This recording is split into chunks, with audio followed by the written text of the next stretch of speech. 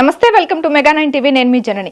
AP deputy CM Pawan Kalyan ఎంత simple గా ఉంటారో అందరికీ తెలిసిందే. ఆయన హోదాకు వ్యక్తిత్వానికి ఏ మాత్రం సంబంధం లేని విధంగా వ్యవహార శైలి ఉంటుంది. అందుకే ఆయన కోట్లాది మంది అభిమానులను సొంతం చేసుకున్నారనడంలో ఎలాంటి సందేహం లేదు.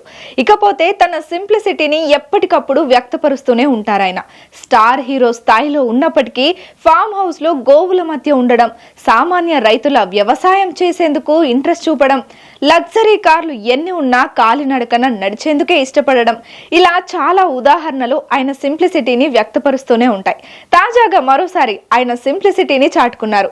ప్రస్తుతం ఏపీ డిప్యూటీ సీఎం గా బాధ్యతలు నిర్వహిస్తున్నప్పటికీ ఒక సాధారణ వ్యక్తిలా బస్సులో ప్రయాణించడం అందరినీ ఆశ్చర్యపరుస్తోంది.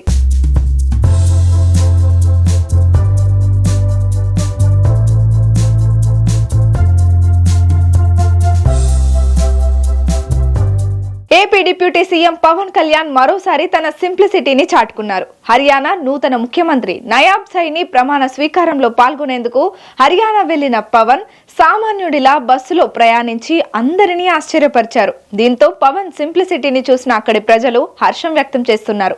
ఇక ప్రమాణ స్వీకార కార్యక్రమంలో భాగంగా హర్యానా ప్రభుత్వం అందజేసిన ఉమామహేశ్వర విగ్రహం, ఇతర ప్రాచీన జ్ఞాపికలను పవన్ స్వీకరించారు. అనంతరం కేంద్ర ప్రభుత్వం నిర్వహించిన all state CM council meeting లో ఆయన పాల్గొన్నారు.